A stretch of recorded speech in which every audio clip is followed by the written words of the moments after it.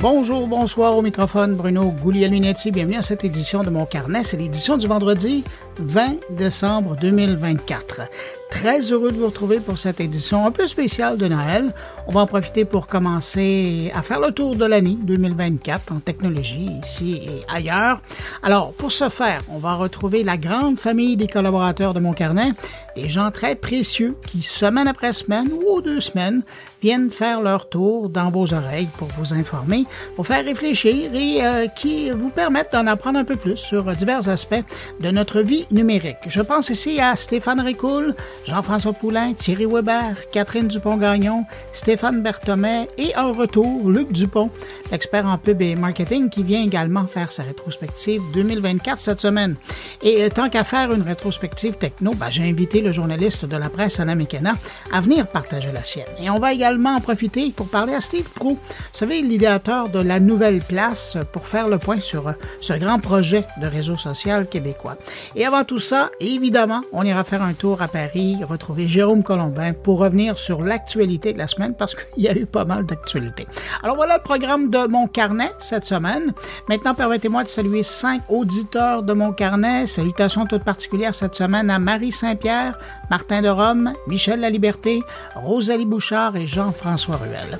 Merci à ces 5 auditeurs pour leur écoute et puis merci à vous que je n'ai pas nommé, mais qui m'accueillez présentement entre vos 2 oreilles. Je suis très heureux d'être là avec vous en ce moment et puis à tous, je vous souhaite une excellente écoute.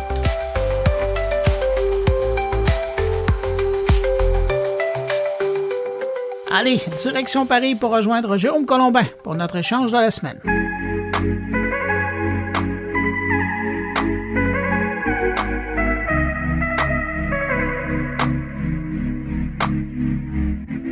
C'est le pont virtuel entre le continent américain et le continent européen. On trouve Bruno Guglielminetti à Montréal. Salut Bruno.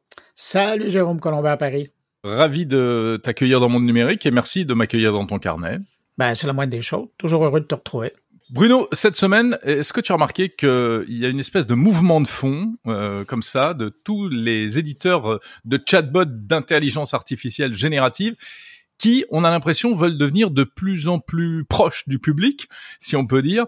Il y a eu plein d'annonces, Grok, qui désormais, donc l'IA de X, Elon Musk, qui désormais est accessible sans abonnement. Et puis il y a OpenAI qui a décidé d'ouvrir également sans abonnement son moteur de recherche, ChatGPT Search. C'est assez étonnant comme phénomène. Comment tu le vois, toi, de chez toi? Moi, je pense que c'est la magie de Noël, tout simplement. Non, mais sérieusement, c'est quand même une belle période pour commencer à déverrouiller les services et puis les offrir au grand public. Les gens vont avoir du temps, les gens vont être curieux, les gens vont en parler en famille, avec des amis. Alors évidemment, c'est une belle période pour donner accès à ces services-là. Ça, c'est la partie jovialiste de ma vision. C'est un peu optimiste, quoi. Ils font pas ça pour nos beaux yeux et pour nous faire des cadeaux de Noël. Oui, c'est pour ça. Voyons donc. On est d'accord. Ouais. Puis on parle pas de réglementation dans les premiers 4 minutes, OK, de notre rencontre. Bon. Mais de l'autre côté, c'est évidemment un jeu de positionnement. Dans le cas de OpenAI avec son ChatGPT Search, c'est qu'ils veulent rentrer dans les reins, ils espèrent rentrer dans les reins de Google, ce qui va être difficile parce que pour avoir utilisé l'outil depuis un moment, et je me promène entre les deux. Je suis pas vendu à l'idée, mais pour utiliser... Entre Google et ChatGPT Search, tu veux dire. Exactement, parce que c'est pas vraiment le type. Et même, à quelque part, pour l'expérience que j'obtiens avec ChatGPT Search, j'aime encore plus Perplexity AI, que moi, je trouve beaucoup plus complet et ramassé comme outil de recherche. Cela étant dit, parallèlement, tu le mentionnais, il y a Grok qui devient gratuit chez X. Et ça, je te dirais que pas vraiment pour les recherches, quoique il est plus objectif que son patron dans ses recherches. Mais ce que je trouve intéressant pour Grok, c'est la qualité de son outil de génération d'images. Ça, moi, c'est devenu ma référence quand j'ai besoin de créer quelque chose avec de l'IA. Au niveau de l'illustration, c'est je vais directement là, je passe pas par les autres. C'est ce qui produit les images les plus photoréalistes, hein. Ouais, tout à fait. Ouais, parce qu'on a déjà eu une discussion là-dessus, d'ailleurs, puisqu'on n'était pas tout à fait d'accord. Toi, tu fais des images de fake de Donald Trump, par exemple, ou d'autres personnes pour illustrer un article. Moi, ça m'a questionné et c'est terrible parce que j'y viendrai peut-être aussi dans un sens, parce que c'est de l'image d'illustration en réalité. Ben oui, exactement. Mais t'as raison, l'IA de Grok est incroyable pour dessiner. Ouais. Mais toi, comment tu vois ça? Donc, est-ce qu'on parle d'une démocratisation? Bah oui, enfin moi en tant que bon Européen, si tu veux, je vais appeler ça de la démocratisation. On n'a pas fini 4 minutes, hein. Je t'en préviens. Non, mais c'est pas une question de réglementation, c'est une question d'ouverture à un plus grand nombre. Maintenant, personne n'est dupe. Et effectivement, ils font pas ça pour nos beaux yeux. Et de toute façon, ces services-là, on sait comment ça marche. C'est soit gratuit pour faire de l'acquisition d'audience, hein, de faire venir les gens, habituer les gens, les rendre captifs. Et puis ensuite, on monétise de différentes manières, mais ça veut dire que peut-être un jour ça redeviendra payant ou certaines parties redeviendront payantes. Mais en tout cas, je me demande si c'est pas aussi un petit peu. Et d'ailleurs, tu l'évoques dans ton papier, un moyen de capter de la donnée, de récolter des enregistrements vocaux pour continuer à entraîner leurs intelligences artificielles, comme l'avait fait Google à une époque. Mais apparemment, ils démentent complètement ce point. Enfin, dernière chose, est-ce que c'est pas une forme d'aveu de faiblesse de leur part? Parce que ils sont tellement dans cette espèce de compétition forcenée tous, hein, en matière d'IA, tous, enfin les big tech, là, OpenAI, Google, Microsoft, Amazon, etc. Que tous les coups sont permis, tout est bon, et puis quitte à ouvrir complètement le service. Après, rappelle-toi, il y avait une des raisons pour lesquelles tout ça a été payant au début, hein, c'est ce qu'on avait cru comprendre, c'était aussi pour gérer la montée en charge. Oui. Et voilà, parce que ça consomme énormément de ressources informatiques, ça tire sur les data centers, si on peut dire. Et donc là, ça veut dire qu'ils ont sans doute dû renforcer encore leur bande passante. Après, voilà, du côté utilisateur, c'est super. Il faut qu'il y ait de plus en plus de gens qui aillent utiliser ces outils-là. C'est ça qu'il faut dire, surtout. Il faut se servir de ces outils, absolument. Mais au même moment, je reviens un peu sur ce que tu disais. C'est clair que c'est une course à qui va devenir le prochain Google dans le domaine de l'IA. Exactement. Puis on est à ça un peu. Il y a eu toutes ces guerres-là. Facebook a remporté les réseaux sociaux. À une époque, Microsoft avait remporté la guerre des furteurs. Là, maintenant, c'est Google. Et puis, au niveau de l'IA de référence, pour le moment, c'est OpenAI. Mais on voit bien qu'Elon Musk est en train de forcer, même en train de faire des pressions politique pour que OpenAI perde du terrain, même Microsoft perde du terrain pour essayer de positionner son outil. Et moi, j'ai bien hâte de voir, je voudrais être un petit oiseau pour voir en 2025-2026 qui a gagné la guerre parce que c'est pas joué. Il va encore avoir des coudées qui seront pas nécessairement franches dans cette industrie-là. Bien sûr. Juste un mot, Bruno, tu dis que tu utilises beaucoup Search GPT. Qu'est-ce que tu en penses? Parce que moi, je l'ai un peu utilisé aussi, on avait déjà eu l'occasion d'en parler. Et je l'avais intégré même comme navigateur, comme moteur de recherche par défaut dans mon navigateur. J'ai laissé tomber. Hein. Au bout d'un moment, j'ai arrêté parce que on est. Je sais pas si c'est parce qu'on est trop prisonnier des réflexes Google, mais en fait, les réponses sont intéressantes sur des sujets d'actualité, mais pour d'autres choses, c'est pas pertinent. Tu cherches un site web, Search GPT, c'est pas l'outil idéal. Non, mais tu l'auras pas. Mais c'est ça, et c'est pour ça que je trouve qu'entre les deux, le meilleur des deux mondes, c'est Perplexity AI. Parce qu'à la fois, il te fait un résumé comme ChatGPT Search va te faire, mais de l'autre côté, il te laisse des indices pour voir de quel site web vient cette information-là. C'est clairement énoncé et tu as juste à cliquer. Tu n'as pas besoin de chercher à travers tous les résultats. Et ça, j'aime bien. Il est moins au fait des dernières actus. Moi, je trouve pas. Je l'ai utilisé dans l'actualité. Écoute, ça dépend probablement de quel sujet tu cherches. Ça dépend des sujets. Mais faut aussi savoir que Google est en train de travailler sur un module qui va répondre à la ChatGPT puis à la Perplexity AI et pour justement arriver à proposer quelque chose qui ressemble un plus tout en gardant l'environnement de Google Search. Alors, ce qui me déçoit un peu, c'est sur l'aspect temporel. La temporalité, il gère très mal. C'est-à-dire, tu lui demandes qu'est-ce qui s'est passé cette semaine ou l'année dernière, etc. Et il s'en mêle les pinceaux. Hein. Mais pour le moment, ils se mêlent pas mal tous. Hein. J'ai fait l'exercice avec Gemini, avec Copilot, avec évidemment ChatGPT. La temporalité, là, aujourd'hui, mis à part que si tu demandes la météo, on n'est pas là. Tandis que, on vient encore à Google, si tu te fais une demande, il va pas probablement trouver la bonne réponse dans la recherche générale. Mais si tu fais actualité, boum, à chaque fois, tu tombes sur ce que tu veux. Évidemment, l'onglet actualité de Google, je pense que toi comme moi, c'est notre outil de travail numéro 1 quasiment. Hein. Mais c'est la référence. Et tant que ces autres outils-là n'arriveront pas à proposer quelque chose d'aussi pertinent, je pense qu'ils seront encore loin de côté l'autre. Même si l'outil actualité et aussi le système, là, je sais plus comment ça s'appelle, Discover, il part un peu en cacahuète, je trouve, parce qu'il est inondé par la publicité. Il y a vraiment un problème. Bon, à part ça, Bruno, toujours en matière de démocratisation de l'IA, il y a un truc rigolo qui a été annoncé. C'est un truc qui ne t'a pas échappé puisque j'ai vu que tu avais fait un article sur ton blog. C'est qu'on peut maintenant interroger ChatGPT par téléphone. C'est rigolo, ça. Ben, ça semble être la dernière tendance. Hein. Je regardais. C'est quoi le numéro déjà? C'est 1-800 ChatGPT. Voilà la publicité qui est faite. Mais donc, c'est ça. Alors, si on utilise, et ça, c'est en Amérique du Nord uniquement, là, c'est important de le dire. Donc, le 1-800 ChatGPT, il vous tombez sur l'IA générative en mode vocal. Vous avez environ 15 minutes par mois d'utilisation qui est disponible. Par défaut, c'est en anglais, mais on peut lui demander de parler d'autres langues. Mais si vous habitez à l'extérieur, pauvre-vous, à l'extérieur de l'Amérique du Nord, ben là, vous avez quand même un accès virtuel à ChatGPT et vous pouvez le faire par WhatsApp.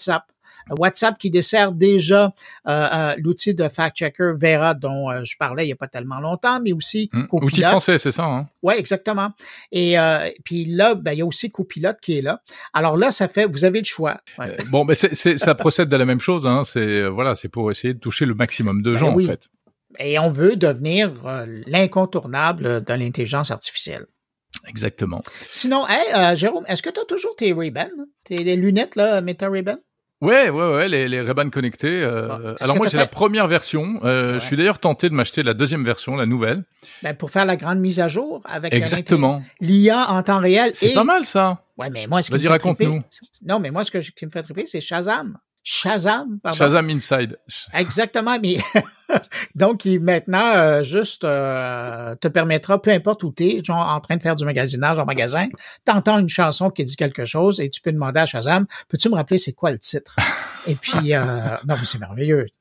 Ouais, ça c'est ton côté producteur de radio, tu sais, qui ressurgit. Ouais, quand même. Ouais. Non, moi, je trouvais ça bien. Mais encore là, c'est pour montrer comment...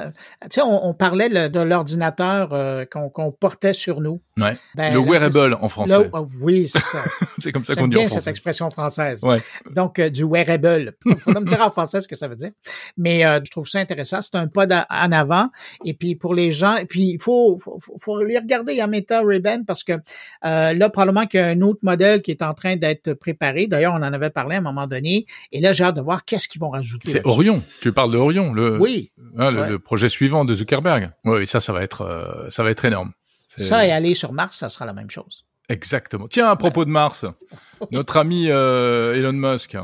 Ben oui, je voulais te lancer là-dessus aussi. Tu as écrit vendredi un billet là-dessus. Ben, tu as fait ton commentaire sur le fait de vouloir quitter X. Exactement. C'est une campagne qui est lancée. Alors, c'est pas moi qui la lance, hein. Moi, je raconte ce qui se passe. Ça s'appelle Hello Kitty X. Alors, évidemment, il y a un jeu de mots avec Hello Kitty, hein, le petit personnage. Ouais. Et Hello Quit X, c'est une opération qui a été lancée par des scientifiques du CNRS en France. Parce que c'est qu'en France, on n'aime pas Elon Musk. Hein, donc, ce truc-là, c'est pour dire, bah écoutez, vous en avez marre de X, il est temps de partir et on va vous aider à partir. Il y a une date qui est fixée, c'est le 20 janvier. Pourquoi? Parce que le 20 janvier, ce sera l'investiture de Donald Trump. Donc maintenant, ça y est, c'est on associe énormément Donald Trump à Elon Musk. Double raison pour le détester en France, en tout cas chez une bonne partie de la population. Et donc pour quitter X proprement, eh bien la plateforme d'abord incite à quitter X, mais ensuite propose des outils. Donc on peut très facilement en fait se connecter pour récupérer toutes ces données sur X, pour télécharger ses contacts, etc. Et ensuite réexporter tout ça, ou réimporter sur une autre plateforme, genre Mastodon ou Blue Sky, etc. Donc ça procède, si tu veux, de cette histoire, parce que moi je vois tous les jours en France, il y a des annonces de gens sur X qui disent bon, ça suffit, je m'en vais, je ferme mon compte. Alors il y a ceux qui ferment vraiment leur compte.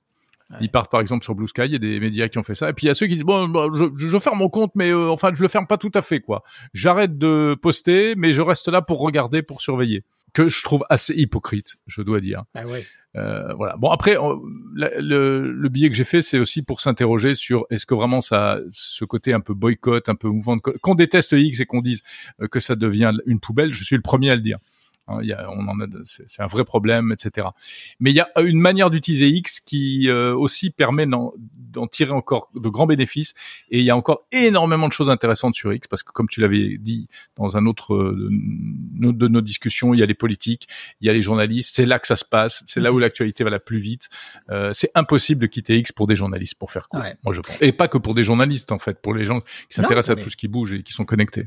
Exactement. Et si je peux rajouter mon grain de sel, si vous décidez de prendre cette vague du 20 janvier prochain, je vous invite fortement si vous quittez, ne fermez pas votre compte. Particulièrement si vous êtes une personnalité, quelqu'un qui est connu, parce que là, vous pourriez être victime d'usurpation d'identité. Et il y a quelqu'un qui pourrait réouvrir votre compte, évidemment, en utilisant votre nom. Et là, et aller chercher la petite certification, là, parce que maintenant, elle est payante. Et vous pourriez, après, vous retrouver dans une fâcheuse situation. Alors, si vous quittez, quittez, mais essayez d'utiliser X, c'est tout. Mais donc, tu vois là, toi, tu es partisan de ceux qui quittent, mais qui conservent quand même leur compte, quoi. Oui, tout à fait. Mais ce qui permet de revenir en loose day pour jeter un coup d'œil. À la limite, ce qui n'est pas mon cas. Moi, à tous les jours, je publie et je suis là et je consomme du X, comme les autres. Mais ce qui n'empêche pas d'être parallèlement sur une autre plateforme. Parce que toi, comme moi, on est également sur Blue Sky. Et c'est pas parce qu'on est sur Blue Sky qu'on n'est plus sur X. Mais non, puis je suis sur Threads, puis sur LinkedIn, puis sur Facebook. Alors, j'alimente ces chaînes-là, et puis je vois, il y a différents publics à différents endroits. Tout à fait, c'est pas les mêmes publics. C'est ça, les réactions, les interactions sont pas du tout les mêmes. Alors, je trouve ça important. Ah, la magie des réseaux sociaux.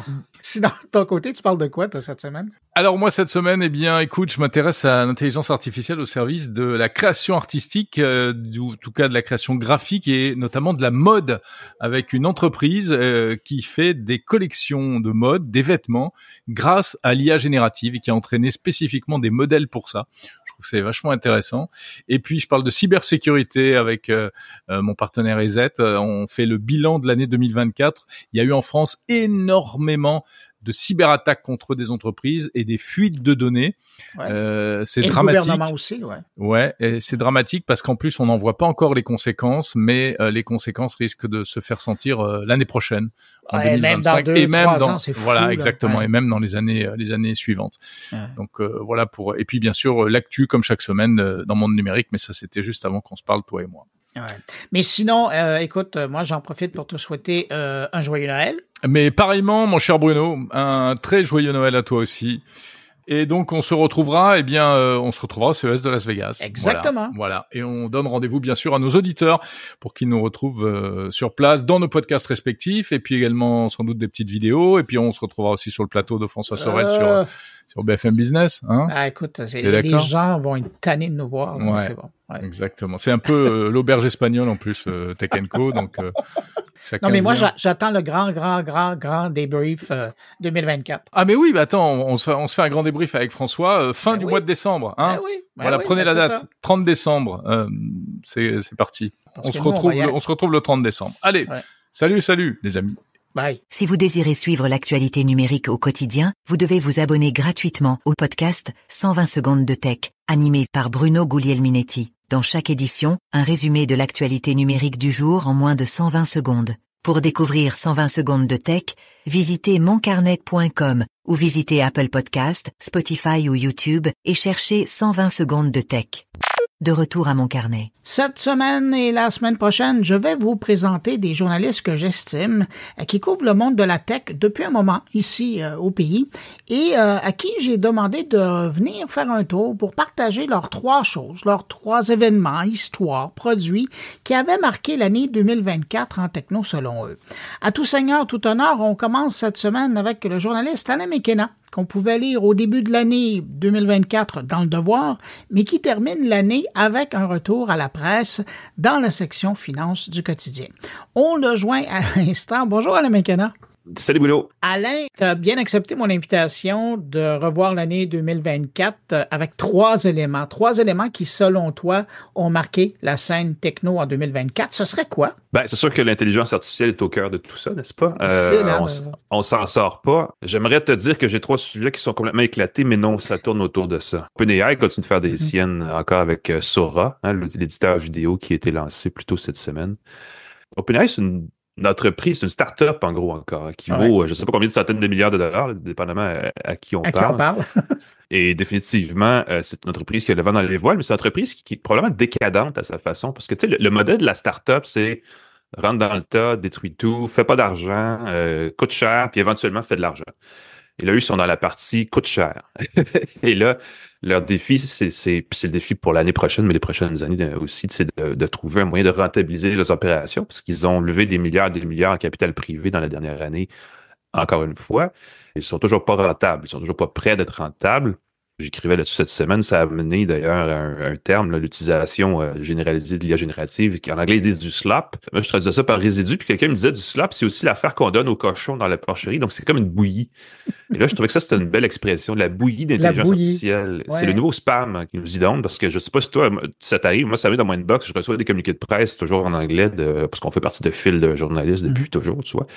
Et tu le sais que c'est rédigé par une intelligence artificielle. Ah, il y a des mots-clés qui personne dans l'agence. Ouais. Exactement. C'est pas casser la tête à dire, tiens, ChatGPT, crée-moi un communiqué sur ça. Et là, pouf. Ou en tout cas, ils ont un canevas qui est généré par une IA ou quelque chose. Et on le voit partout. On voit des images sur les réseaux sociaux de plus en plus. Même Donald Trump utilise ça maintenant pour illustrer ses propos. C'est un mouvement là, qui ne fait que débuter. Et évidemment, tout ça a été lancé, amorcé par OpenAI, par ChatGPT, qui a son moteur de recherche depuis, je pense, hier ou aujourd'hui en plus. Ouais, donc ça s'en vient là aussi. On va rivaliser clairement ChatGPT, le moteur de recherche, là, fait trembler Google aussi, là, qui pousse fort avec Gemini pour rester pertinent là, dans le portrait. Évidemment, c'est pas juste un duel. Il y a quand même aussi, tu sais, Apple a sorti Apple Intelligence, Microsoft a copié. Je sais pas pourquoi ils font moins parler d'eux, mais bref, ils sont quand même assez présents dans le portrait.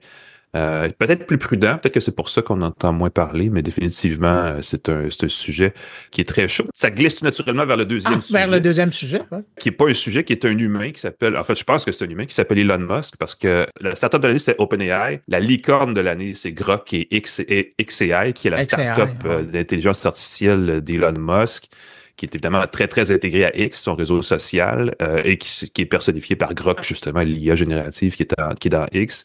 Qui, elle aussi, maintenant, est disponible à tout le monde, gratuitement. Qui vient d'être effectivement intégré publiquement dans X. Mais c'est sûr que pour Elon Musk, c'est l'espèce de plateforme sur laquelle tout va être décliné. Et Musk, avec ça, est devenu, à travers la valeur de cette entreprise-là, à travers la valeur bondissante de Tesla, et à travers SpaceX et Starlink, qui sont tous des sujets techno, n'est-ce pas, qui ont tous boomé cette année. À nouveau, l'homme le plus riche, ça n'a pas arrêté, en fait, de la planète, par un ordre de grandeur, en fait, qui est exceptionnel, qui est inédit. Dans toute l'histoire de l'humanité, il n'y a jamais eu un si grand écart entre le plus riche et le reste du monde. Donc, on a atteint un niveau historique de richesse. On se disait, il y a toujours eu des écarts, il y a toujours eu des espèces de pharaons, ou appelez ça comme vous voulez. Et là, on a Elon Musk. Écoute, les prochaines années vont être ahurissantes. Je ne sais pas où est-ce que ça s'en va, mais il veut couper dans l'algorithme dans le gouvernement américain de façon assez importante. Et il veut surtout encore plus hériter des contrats de la NASA, donc privatiser l'exploration spatiale. Il y a des éléments pour Starlink aussi, son réseau de satellites, d'Internet par satellite. Il y a évidemment la question des robots taxis qui s'en viennent aussi, parce que ça aussi, c'est légiféré par le fédéral aux États-Unis. Donc, tous les projets qu'a fait Elon Musk au niveau privé, tout d'un coup, il va avoir accès à la législation là-dessus, il va pouvoir l'ajuster pour faire son affaire. Donc, j'ai hâte de voir la suite des choses pour Elon Musk, mais c'est certainement un élément marquant de l'année. Et ton troisième élément, ça serait quoi? Écoute, c'est pas une technologie, c'est une tendance dans toutes les technologies et tout le monde qui touche à n'importe quelle entreprise technologique, service technologique, application technologique, va être d'accord. C'est le terme qui en anglais est de plus en plus courant, c'est enshitification, l'emmerdification, qui est dans le fond la mauvaise habitude qu'ont tous les services, et Facebook est un des excellents exemples, Google, le moteur de recherche aussi, de créer une plateforme, de créer un service, de créer un outil web numérique en ligne, qui est donc magique au début. Et là, les gens se ruent par centaines de millions. On apprécie Google. Écoute, il n'y aurait pas d'Internet s'il n'y avait pas, ou il n'y aurait pas de web, disons, s'il n'y avait pas Google tel qu'il a été créé en 2002. Ça a été créé avant 2002, mais ça a été rendu public en 2002. Et depuis, le moteur de recherche est rendu aujourd'hui une grosse patente qui doit générer des profits, qui doit mettre en vitrine de la publicité, qui doit privilégier l'intelligence artificielle. Donc, avant, on avait une question, 18 réponses, et on avait 400 pages de réponses. Là, maintenant, on a une question, on a Gemini qui nous patente un texte, on a 3-4 posts publicitaires, on a à droite un élément de contextuel qui est aussi de publicité. On a 2-3 affaires sponsorisées, puis à quelque part là, on a un élément de réponse qui est celui qu'on cherchait. Et cette espèce d'alourdissement là du service, c'est ce qu'on retrouve dans tout en ce moment. Comme si tout d'un coup, il fallait absolument monétiser absolument tout. Je joue au soccer, j'ai une équipe de soccer, je suis dans l'application TeamSnap, qui est une application qui permet de gérer ses matchs, son calendrier, tout ça. C'est une application de base, c'est juste un service avec... Mais même eux, ils te poussent, dès que tu rentres dans l'application, ils te poussent le forfait premium qu'il faut payer pour avoir plus de ci puis de ça. Tout est rendu emmerdifié comme ça. Et c'est à cause de ce mouvement vers le numérique, parce que c'est cette façon de dire, on commence par lancer un produit qui attire la clientèle, qui attire le public, et après ça, on trouve un moyen de le rentabiliser. Et c'est évidemment dans les technologies de l'information, c'est la publicité qui est le gros modèle d'accepter. Donc, on voit apparaître la publicité, donc on alourdit et tout ça, ça crée une habitude, et toutes les entreprises dans la technologie un peu partout sont comme ça. Même l'intelligence artificielle dont on parlait tantôt, j'ose y voir de publicité. OpenAI l'a dit, on va intégrer de la pub à ChatGPT. On ne sait pas encore comment, mais attendez-vous à ce que ça arrive plus tôt que tard. Google fait un peu l'inverse, veut intégrer de l'IA à son moteur de recherche dans lequel il y a déjà beaucoup de publicité. Donc, ce modèle-là va continuer à exister et ça dégrade de beaucoup et de façon très régulière là, la qualité de l'expérience quand on va encore sur Internet, sur des services, des applications, tout ça. Et clairement, c'est une roue qui tourne. Je ne sais pas quand la chaîne va débarquer, là, mais clairement, on est dans ce processus-là. Et ça a été plus apparent qu'avant, je trouve, en 2024. Donc, c'est parce que les gens étaient plus agressifs par rapport à ça? Ben, probablement, oui. Puis moi, ça m'est surtout apparu à travers Google en intégrant, parce qu'ils intègrent maintenant ce qu'ils appellent le AI Overview, qui est justement l'espèce de produit généré par Gemini sur une question, donc en tête des résultats de recherche. Et c'est là où c'est apparent que tu dis que, ouais, si je cherche un résultat de recherche, puis j'ai tout ça à scroller, à faire dérouler, alors qu'avant, c'était juste la première affaire qui apparaissait. Clairement, on a alourdi des choses d'une façon qui n'ont aucun bon sens. Puis, je veux dire, ultimement, Google est extrêmement profitable, n'a pas besoin de pousser tant que ça, tu sais. Mais ils le font parce qu'ils sentent la menace d'OpenAI puis tout le kit là, qui s'en vient. Donc, c'est une roue qui tourne, c'est une machine qui se nourrit d'elle-même. Puis, c'est sûr qu'à un moment donné, on va frapper un mur, mais on n'est pas encore rendu là, mais on sent que ça s'en vient. Alain, si je te parle de réseaux sociaux, en 2024, celui qui monte, celui qui descend? Ben Blue Sky est sur toutes les lèvres, n'est-ce pas? Ça a quand même bien décollé pour un réseau social qui n'a pas encore vraiment d'analytique, mais quand on partage des contenus puis qui mènent à des sites web, entre autres, parce que dans les médias, c'est un peu ça l'idée, c'est de dire « Hey, voici ce que j'ai écrit, allez le lire sur mon site ». Il y avait à peu près plus X, l'ancien Twitter, ne générait plus grand-chose, en fait, en termes de contenu, en termes de liens vers les contenus. Blue Sky, malgré qu'il y a beaucoup moins d'utilisateurs, le fait pas mal mieux en ce moment et c'est leur volonté. Je pense que c'est clairement le réseau social de l'année en termes de... Ben, évidemment, c'est la nouveauté de l'année, là, au-delà de Threads et des autres réseaux sociaux, parce que cet engagement-là et ce retour peut-être à ce qu'aurait pu ou ce qu'aurait dû être Twitter à l'origine, parce que c'est des anciens de Twitter qui ont créé Blue Sky. Donc, il y a cette espèce d'élément-là on aurait dû faire ça. Ça donne Blue Sky. On a créé un réseau qui se veut décentralisé à sa façon. On peut s'authentifier à travers des serveurs tiers, des domaines tiers qui ne sont pas celui de Blue Sky. Donc, il y a une certaine volonté.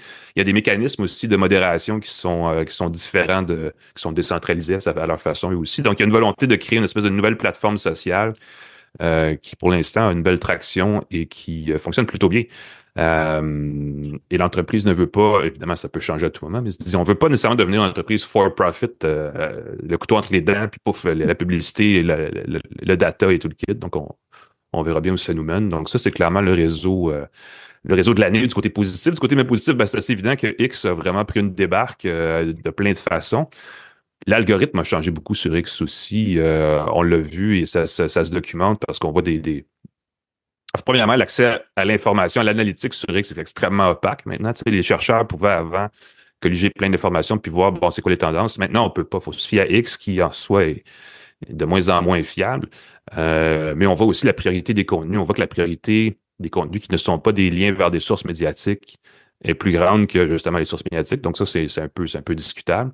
Et ça va dans la foulée aussi, même si c'est plus sournois que ce que faisait Meta avec Facebook depuis l'année dernière, où on décroche carrément des contenus médiatiques. Et sur Facebook, on le voit bien, ce que ça donne. Ça donne un site qui est une espèce de pâté publicitaire de contenu vidéo de qualité extrêmement basse.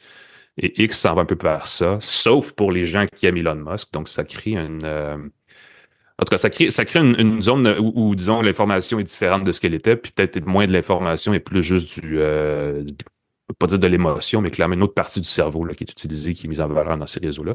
Et X, je pense aussi, a perdu beaucoup, beaucoup d'utilisateurs cette année, plus que les chiffres qui sont partagés, parce qu'il y a aussi beaucoup d'utilisateurs qui restent, en tout cas des chiffres. Dans les chiffres, on voit aussi les faux comptes, les comptes automatisés, les comptes que les gens avaient des comptes multiples, qui sont plus nécessairement en service, mais qui sont quand même, qui grossissent le total, mais qui sont inactifs. Donc, je pense que c'est un réseau qui a perdu beaucoup de plumes cette année.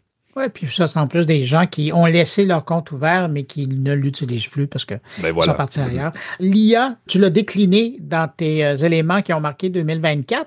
Comme journaliste, toi, est-ce que ça a changé quelque chose cette année? Ça à part de recevoir des communiqués de presse de journalistes. Oui, j'allais dire, c'est ça, parce que dans mon quotidien, j'écris mes textes. Moi j'ai je sais pas si j'ai raison, mais ma théorie, c'est que ce qui va faire des journalistes et des médias, des vraies salles de nouvelles, dans le fond, de nous autres, finalement, des gens qui vont avoir du succès dans les médias à l'avenir face à des choses comme l'IA et tout ça, c'est l'authenticité. C'est que si mon texte a mon nom dessus, tu peux savoir que c'est un humain qui l'a écrit, puis c'est moi, l'humain. Donc ça, tu sais, il y a une source vérifiable dans le sens que, je veux dire, je peux m'informer à des sources moi-même qui sont différentes, variées, et ainsi de suite, mais ultimement, si j'écris un texte qui a mon nom dessus, ça veut dire que c'est moi qui l'ai écrit. Donc, il y a une certaine valeur ajoutée là. Donc, non, je pense pas que ça, de ce point de vue-là, si ça a changé quelque chose, c'est que ça nous force à justement se redéfinir. Je sais qu'il y a beaucoup de gens qui l'utilisent pour la rédaction. Je sais que les outils sont présentés. J'étais avec des gens chez Google la semaine dernière qui nous disaient écoute, on vous met au défi, faut faire vos textes par Gemini Live, vous allez voir, c'était cœur, hein. Puis là, je suis comme, voyons donc, faut être complètement tombé sur la tête. Parce que ça nous enlève à nous, ce qui est notre différenciateur, dans le fond. Moi, j'écris d'une façon. Il y a personne, je pense, qui écrit comme moi. Même pas Gemini si je lui montre tout mon corpus de textes que j'ai fait dans le passé. Donc, de ce point de vue-là, je pense que c'est la grosse différence.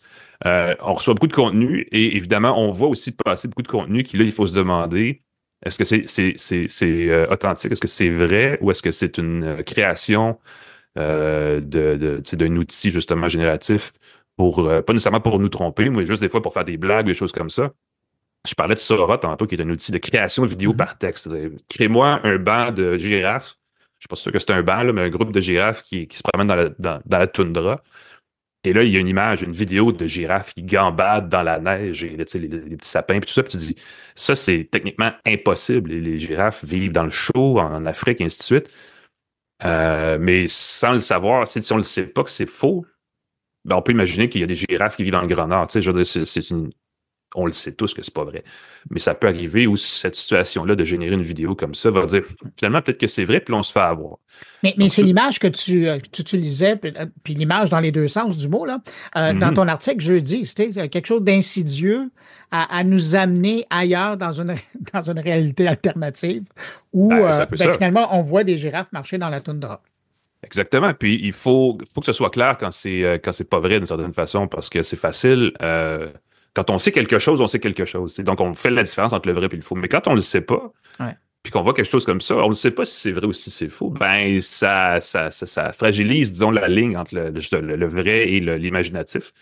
Et ça peut devenir éventuellement un problème quand c'est utilisé avec des mauvaises intentions derrière. J'ai écrit un texte là-dessus qui est à être publié, il n'est pas encore en ligne, mais où je disais... le Canada, en termes de... Je parlais plus de cybersécurité, mais ça vaut aussi pour l'intelligence artificielle. Il y a des palmarès, évidemment, quels pays sont les plus avancés ou en tout cas les plus solides en matière de cybersécurité. Puis le Canada arrive 5e sur évidemment, tous les pays. Puis les 4 premiers, il y a l'Estonie, la Tchéquie, des choses comme ça. Puis tu te dis, waouh, qu'est-ce qu'ils font, eux, que nous, on ne fait pas? Puis tu te rends compte les 5 pays, incluant le Canada, ont tous les mêmes cotes dans tout, sauf dans un truc, en cyberéducation. Il y a 0 programme d'éducation dans l'école primaire, secondaire et partout ailleurs au Québec, au Canada, alors qu'il y en a dans ces pays-là. Et c'est ce qui fait la grosse différence. C'est que à la fin de la journée, ce qui va faire la différence, c'est qu'on le sait que c'est du contenu artificiel ou pas. Et ça, ça s'apprend. Et ça peut s'apprendre sur le tas. Tu sais, apprendre à détecter un faux courriel pour une tentative d'hameçonnage. On peut l'apprendre sur le tas. Ça veut dire qu'on va se faire peut-être pincer une fois ou deux. Puis le problème, il est là. C'est que si on se fait pincer, il est un peu trop tard. Mais on peut aussi l'apprendre à l'école et créer des citoyens numériques qui vont être capables de mieux s'équiper, surtout quand on s'en vient avec l'identité numérique au Canada, on s'en vient avec le dossier santé numérique au Québec. C'est toutes des patentes qui vont encore une fois être extrêmement lourdes et juste assez opaques qu'on ne saura pas trop. Ça va être facile pour les fraudeurs de peut-être essayer de s'immiscer dans tout ça puis créer des tentatives d'arnaque, de vol d'identité, tout ça. Donc, ultimement, et là, je déborde un peu de juste ma job, mais ça va nous prendre à nous tous une petite formation en numérique, là, une hygiène numérique pour savoir que ces choses-là existent et qu'on peut vivre avec, mais que c'est pas nécessairement... faut que ça serve à des choses très spécifiques et il faut savoir les identifier. Ben Alain, je te remercie beaucoup d'avoir répondu à mes questions. Salut. Salut.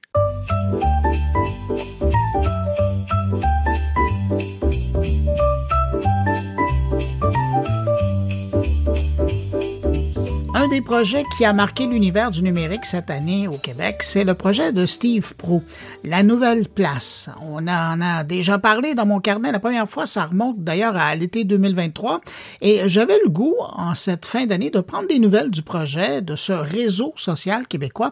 Alors, on va aller rejoindre l'idéateur de ce projet. Bonjour Steve Proulx. Bonjour Bruno. Steve, quelle belle façon de finir 2024 en parlant de cette initiative un peu folle que tu as partagée. Un peu. T'es généreux. Je vais être poli. Mais donc, tu as partagé, puis finalement, tu as trouvé des gens chez qui ça allumait des lumières.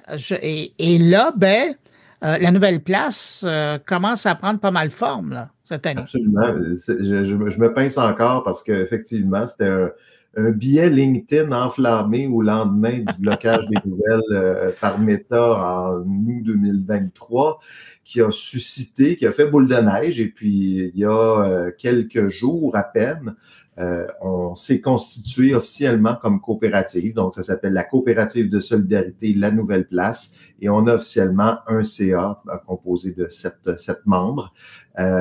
Et donc là, on est rendu donc on a une structure et puis on est rendu dans les opérations du truc. On va essayer de faire lever ça de terre, ce média social-là. Parce qu'en parallèle de monter cette vie démocratique de cette OBNL, vous avez aussi eu l'occasion de rencontrer pendant l'année des joueurs, des créateurs de contenu, des grands comme des plus petits, puis eux aussi sont intéressés par ce que vous êtes en train de préparer. C'était une année avec beaucoup de rencontres. D'abord, c'est une coopérative, donc structurer, essayer de faire rentrer le modèle, un modèle de média social d'entreprise innovante de technologie dans le modèle des coopératives. À certains égards, là, c'est un la peu gymnastique. Oui, rentrer des carrés dans des ronds, là, parce qu'il y a juste de penser à comment est-ce qu'on va structurer cette start-up-là, ça reste une start-up, sous un modèle coopératif. Ça nous a pris quand même passablement de temps. On a fait aussi beaucoup de rencontres en 2024, des rencontres sectorielles avec le monde communautaire, le monde de la culture, le monde des médias, pour présenter l'initiative, recueillir des réactions. On a eu beaucoup de réactions, des gens qui se sont inscrits, qui nous ont offert leurs services, qui nous ont offert leur technologie dans certains cas. Donc, on a eu beaucoup de conversations. On s'est rendu compte que ce projet-là suscitait énormément d'intérêt, je dirais, citoyen. C'est ce qu'on voulait. Les gens, il y a un manque. Il y a quelque chose. On nous pose souvent la question, est-ce que ça sert à quoi faire un nouveau média social québécois? Manifestement, ça a l'air qu'il y a du monde qui trouve ça important parce qu'on reçoit encore tous les jours plein de courriels qui nous disent « Je suis tanné de Facebook, je suis tanné de X, j'ai hâte que ça existe, cette affaire-là. » Donc, il y a un besoin. Et puis, je pense que ce qui nous aide en ce moment, c'est vraiment cette approche, ce modèle d'affaires sans but lucratif, coopératif. Moi, je le compare souvent un peu à Wikipédia. Tu sais, il n'y a pas juste un modèle d'affaires qui existe pour le numérique. Il y en a d'autres qui peuvent être possibles aussi. Wikipédia en est un qui a fonctionné. Pourquoi pour les médias sociaux, il ne pourrait pas y avoir d'autres modèles d'affaires qui existent? C'est ce qu'on essaie de développer. Mais je te garantis, c'est pas le chemin le plus facile qu'on a pris là. Je sais ça. Je vais pas être jovialiste là-dessus. Ça reste très difficile. Puis 2025 va être l'année charnière où est-ce que notre objectif, c'est de trouver du financement. Là. On reste qu'on a besoin. C'est le fun d'avoir l'appui du public, c'est le fun de sentir qu'il y a un intérêt pour ça, mais il reste que ça va prendre de l'argent, ça va prendre beaucoup de sous, ça va prendre de la technologie, ça va prendre des têtes pensantes autour de ce projet-là. Et c'est ce qui va nous occuper en 2025. Quand tu repenses à ce que tu avais écrit en 2023, ça fait 1 an et demi, là, est-ce que l'idée a cheminé dans le sens de ce que tu avais publié sur LinkedIn? Est-ce que l'idée est rendue là où tu pensais qu'elle irait? Elle a évolué, l'idée a évolué. C'est sûr que, on a eu cet automne aussi l'événement Blue Sky qui est arrivé, on se rappellera. On était un peu parti sur une idée où est-ce que on voulait peut-être refaire un peu X parce que, une des plateformes toxiques qu'on a actuellement, c'est celle qui est le plus souvent mentionnée, c'est X. Et d'un point de vue technologique aussi, c'est plus facile de faire quelque chose qui ressemble à X que de faire quelque chose qui ressemble à TikTok. Donc, c'est sûr que technologiquement, s'il faut partir à quelque part, on partirait sans doute sur ce modèle-là. Blue Sky, je dirais pas qu'a brouillé les cartes, mais a amené quand même une certaine redéfinition de notre projet. D'un point de vue technologique. En même temps, c'est une bonne nouvelle parce que ça nous indique avoir le déménagement qui s'est fait de façon assez impressionnante au cours du mois d'octobre-novembre, que tous les médias tout à coup se sont dirigés vers Blue Sky. Je ne sais pas à quel point la population a tant que ça suivi, mais en tout cas, il y a eu un mouvement et ça nous dit, les gens sont prêts à bouger. Ils sont quand même pas à ce point attachés à ces plateformes de médias sociaux. S'il y a quelque chose de nouveau qui apparaît avec peut-être un autre modèle de pensée derrière, ça se peut qu'on change de place. Et Blue Sky nous a montré ça, mais a forcé à redéfinir notre projet, le recentrer peut-être. On parle de plus en plus d'un média social de proximité, si on parlait pas de ça au début. Alors, on a dans les gens qui se sont intéressés à l'initiative, beaucoup de gens qui sont dans les régions du Québec, qui sont où il y a un tissu social qui se désagrège, où il y a des médias locaux qui sont en difficulté, où il manque de cohésion dans les organismes, les gens, les voix dans les régions. Et on s'est laissé inspirer cette année à une initiative qui s'appelle Front Porch Forum au Vermont.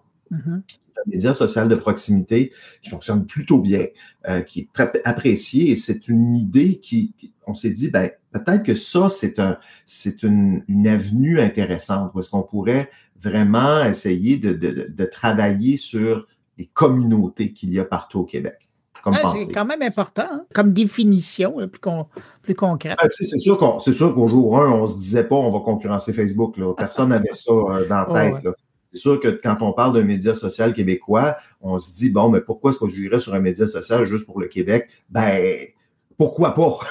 Parce que notre société au Québec est importante. Le média social, c'est un endroit où la conversation publique se fait.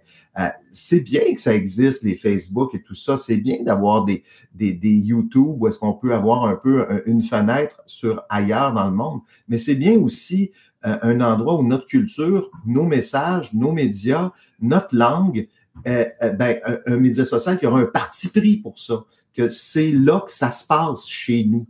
Moi, j'aime ça. Des fois, rester chez nous puis parler avec mon monde, je veux dire, c'est intéressant aussi. Et toute l'année, il y a des gens qui m'ont dit la même chose. Donc, j'ai découvert que je n'étais pas seul dans cette bulle. Steve, à quoi ressemble l'échéancier? Tu parlais, de 2025, ça allait être important pour le financement, mais à quoi ressemblent vos dates importantes? Là, les prochains mois vont être consacrés à constituer une série de comités. Donc, on va avoir un comité technologique. D'ailleurs, s'il y a des gens qui ont envie de mettre l'épaule à la roue, là, je lance l'appel. On cherche des gens technologiques. Donc, on a ce comité-là pour penser aux technologies. Comité produit, comité aussi financement, en fait, ça, c'est le comité qui va être le plus important à court terme.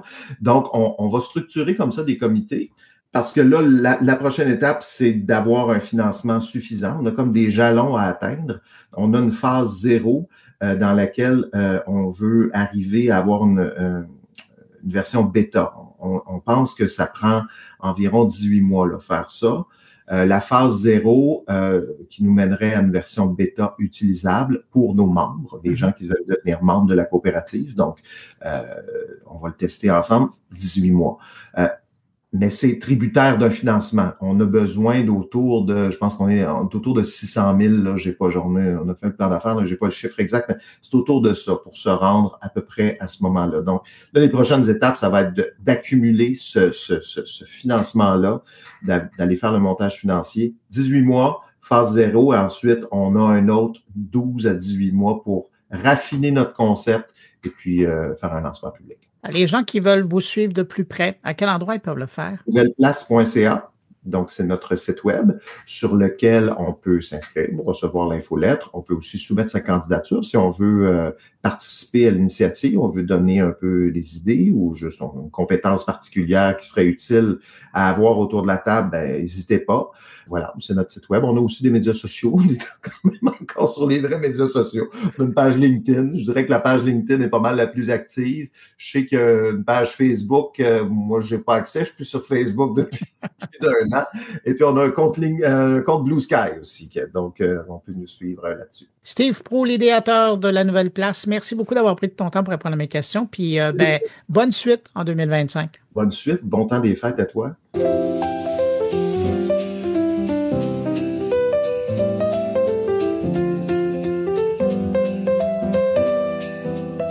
Des réseaux sociaux, on se tourne vers le monde du marketing et des communications en ligne pour revenir sur l'année 2024 dans le domaine. Qui de mieux que Luc Dupont, le professeur agrégé de communication à l'Université d'Ottawa. Avec lui, on va regarder les 3 grandes tendances qui ont marqué 2024. Bonjour Luc Dupont. Bonjour, comment ça va? Ça va très bien. Merci d'avoir accepté mon invitation comme ça en cette fin de 2024. Luc, s'il y avait 2-3 tendances importantes que toi tu as vues dans le monde de la communication, du marketing en 2024, ce serait quoi? Évidemment, on peut pas passer à côté de l'intelligence artificielle. Tu en as parlé à de nombreuses reprises durant l'année, dans toutes les directions d'ailleurs aussi. Évidemment, dans mon cas, ma tasse de thé, c'est plutôt marketing, médias, culture pop. Alors, c'est sûr que à cet égard-là, la campagne actuelle de Coca-Cola, la campagne de Noël, est un très bel exemple de la direction vers laquelle on s'en va. Alors, je rappelle la petite histoire de cette campagne-là. C'est que Coca-Cola jette un coup d'œil sur ses campagnes passées, identifie ses meilleures campagnes, donne tout ça à l'intelligence artificielle et dit, à partir de ça, de tout ce qu'on vient de te donner là, on t'alimente, construis-nous la meilleure pub que tu peux faire au moment où on se parle. Et ça donne la campagne actuelle. Ce qui est remarquable, évidemment, je ne peux pas m'empêcher de référer à Star Trek. J'ai souvenir et des limites qu'avait identifié Isaac Asimov ou Ray Bradbury aussi sur le plan de ce qu'on appelait peut-être pas l'intelligence artificielle dans le temps. Mettons, on appelait ça les robots pour faire une histoire simple. Alors, ce qu'on s'aperçoit, c'est que ça fait une campagne qui visuellement est absolument impeccable. Je dois dire, c'est magique, c'est le cas de le dire. Maintenant, il manque quelque chose. Et c'est pour ça que je te réfère évidemment à Star Trek. Il manque quelque chose. Et ce petit quelque chose-là, c'est ce petit capital émotion-là. Alors, la beauté, ce que je suis au fond en train de dire, c'est que au moment où on se parle, on n'est pas rendu complètement à l'étape construis-moi ou fais-moi une campagne publicitaire efficace, quoi qu'on est de plus en plus près du côté du placement média. Mais en même temps, ou des interactions avec les internautes. Alors, je pense à H&M en particulier, qui cette année, dans son catalogue, donc de ce que j'appellerais de Noël, interagit avec l'intelligence artificielle. Donc, à partir du moment où on t'observe, tiens, telle image semble t'intéresser davantage, je vais t'en donner un petit peu plus comme ça.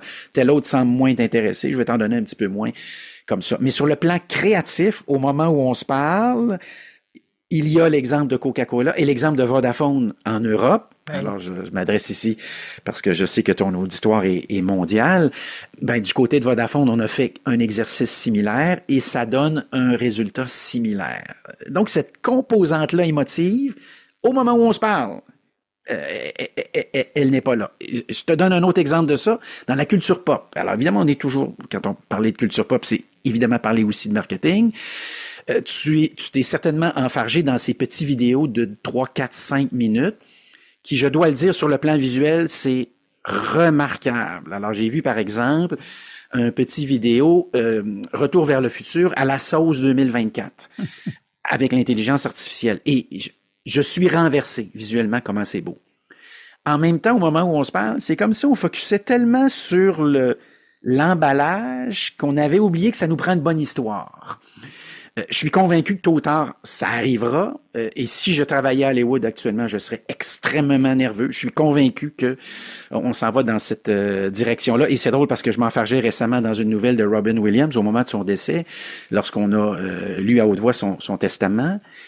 Il avait prévu à certains égards ce dont on se parle actuellement parce qu'il a dit « Vous ne pourrez pas utiliser mon image sans l'accord de mes héritiers avant un tel nombre d'années. » Alors, est-ce qu'il avait compris ça intuitivement? Je le sais pas, mais il avait compris l'importance du droit à l'image. Et je reste convaincu, Bruno, qu'on va voir des films, et je pense que c'est 2025, un premier film entièrement bâti et qui va tenir la route parce que c'est pas tout d'avoir du visuel et une image. Ça me prend une bonne histoire. Quelque chose qu'on va aller voir au cinéma, toi et moi. Je te donnais l'exemple du cinéma, j'aurais le goût de te donner l'exemple de la musique. Alors, c'est évidemment TikTok avec son outil qui permet de faire de la musique à la sauce XYZ. Et on a eu cette année momentanément, donc en 2024, ce moment où Universal dit « Mais vous allez arrêter de piger dans nos affaires. Sinon, vous allez devoir payer. » Lentement, mais sûrement, on s'en va dans cette direction-là. Et sur le plan des médias aussi, je pense qu'on s'en va là. Alors ça, l'intelligence artificielle, pour moi, ça reste mon premier pan de mur gigantesque. Je te parlais de médias. Mon deuxième, ce serait le streaming. Alors, dans ce cas-ci, je crois que le moment clé, parce qu'il y a toujours un moment. En culture pop, on dit toujours qu'il y a un moment où ça ne veut pas dire que ça n'existait pas avant.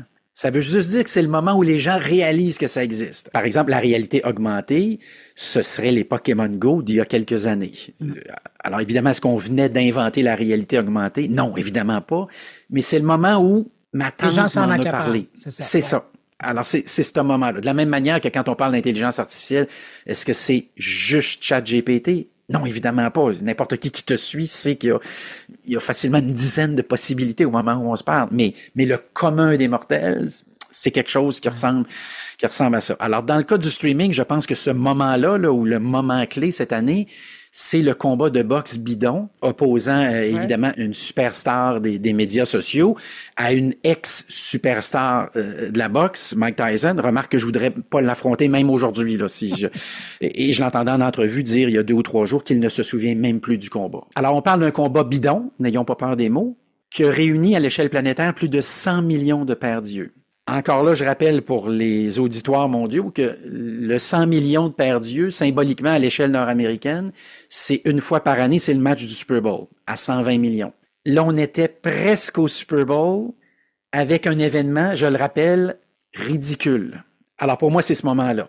Dans les prochains jours, on a les 2 matchs de Noël de Netflix de la NFL. On a vendu toute la pub. Et ce que Netflix a annoncé, c'est que peu importe le forfait, alors, vous avez le forfait pub ou vous avez le forfait sans pub, peu importe, vous allez voir la pub cette année. Alors, préparez-vous.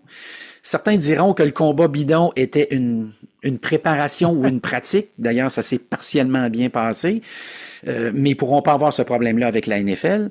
Et dans le cas de la NFL, Netflix a dit on a payé 75 millions de dollars par match et pour nous, c'est une bonne affaire. Alors évidemment, il y a des gens qui ont dit mais quoi, c'est une bonne affaire? Oui, parce que construire un film, et on n'est pas sûr de notre coût à la fin, ça nous coûte 75 millions. Et là, on est sûr qu'on a symboliquement 2 bons films. On a 2 matchs de la NFL. Et moi, je pense qu'avec le temps, donne-moi là aussi quelques années, Bruno, ça va finir par s'apparenter au Super Bowl. Ce que je veux dire ici, c'est qu'il y aura un show de la mi-temps.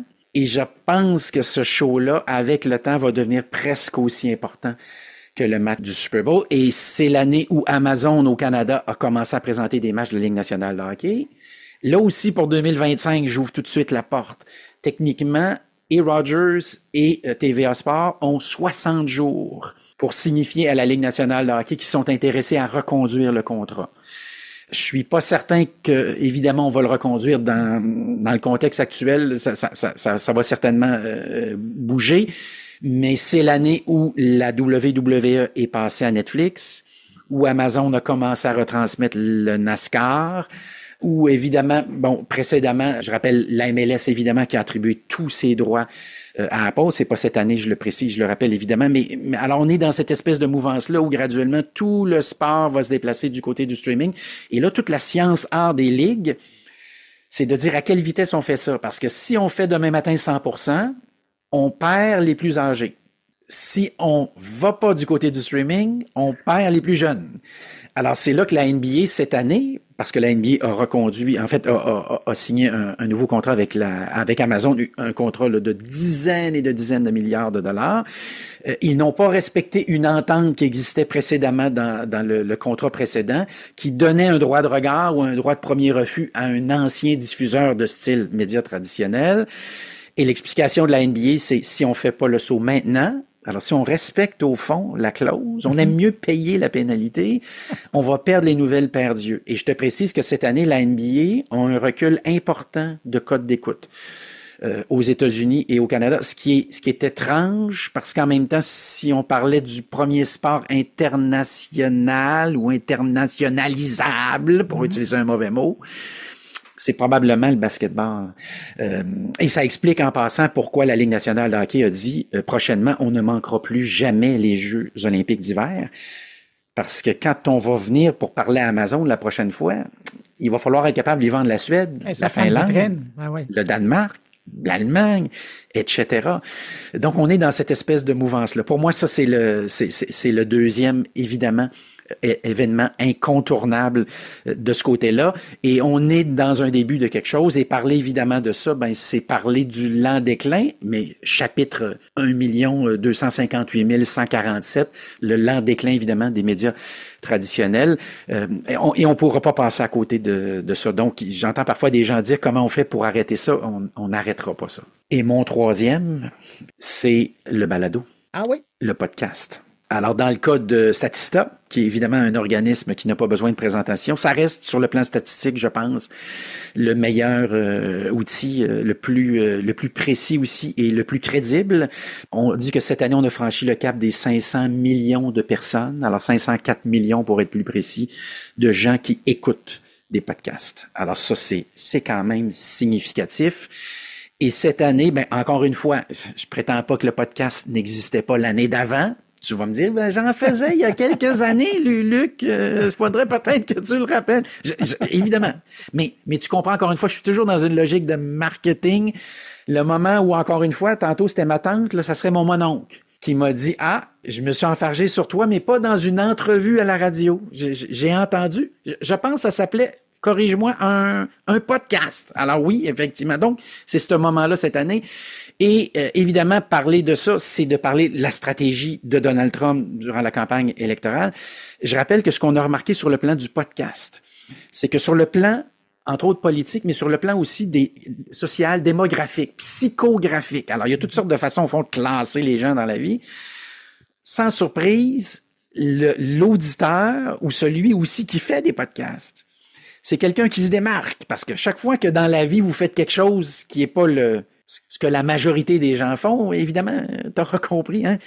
Parce que lancer aussi un podcast au départ, c'est accepter d'être ridiculisé. On est d'accord? Parce que qu'est-ce qu'il fait là? Alors, ce qui est intéressant cette année, c'est que c'est l'année où on se dit plus qu'est-ce qu'il fait là. C'est plutôt qu'est-ce que je fais de pas en faire. Quelque chose comme ça. Et dans le cas donc je reviens à la campagne électorale américaine, ce qu'on a remarqué, c'est que la campagne, je rappelle, aux États-Unis, pour ceux qui sont peut-être moins familiers, au fond, il y a les rouges, il y a les bleus, parce qu'on est rouge de père en fils, de mère en fille, etc., où on est bleu, mais il y a aussi les fameux indépendants. Alors, l'indépendant, c'est celui qui, à la pièce, en fonction du moment, va aller d'un côté ou de l'autre. Et évidemment, ce qu'on appellerait parfois ici les indécis, mais c'est pas tout à fait ça. L'indépendant, c'est quelqu'un qui juge à la pièce. Il dit quelles sont les promesses de l'un, quelles sont les promesses de l'autre, puis à la lumière de ça, je vais prendre une décision. Alors, quand on a fait les premières enquêtes en 2024 sur où est-ce que je devrais aller pour rejoindre ces fameux indépendants-là, tu me vois bien venir par plusieurs kilomètres, ils ont découvert que ces gens-là, massivement, étaient sur les podcasts. D'où l'idée de dire, donc, misons beaucoup là-dessus et rencontrons donc comme ça à la pièce des groupes cibles qui, autrement, sont peut-être moins sur les médias traditionnels. Parce que Pierre Delagrave a écrit il y a plusieurs années un petit bouquin qui fait une centaine de pages, on n'a aucune excuse pour pas le lire, qui s'appelle « On efface tout et on recommence », dans lequel il disait, je vous rappelle que dans une journée, il y a 24 heures.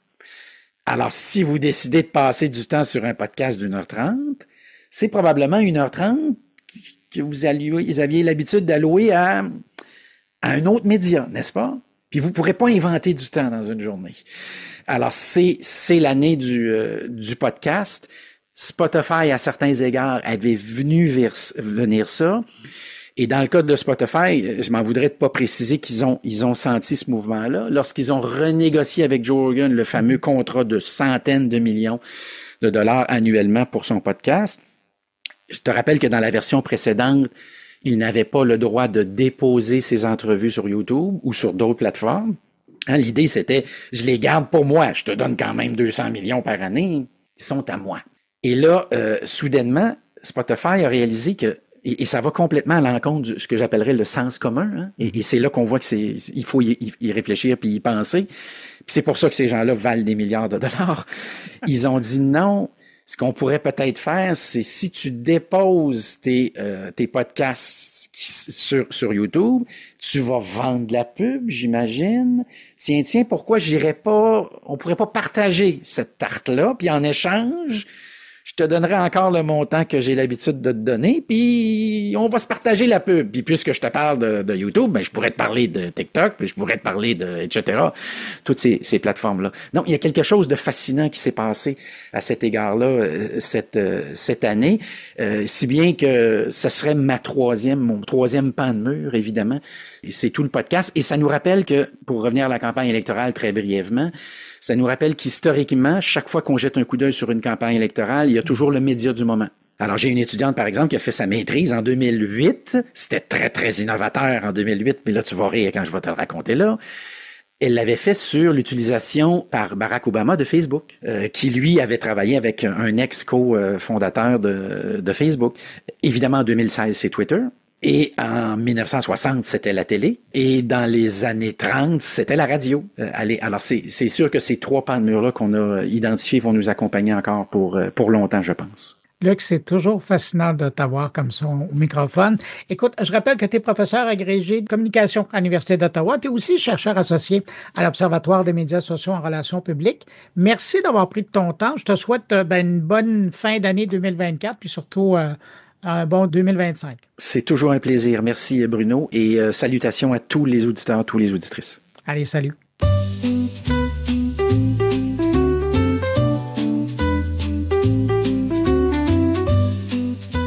Ma collègue Catherine Dupont-Gagnon, spécialiste de la cybersécurité, nous a préparé sa revue des enjeux marquants de 2024 dans le domaine de la cybersécurité. On l'écoute. Déjà la fin de l'année.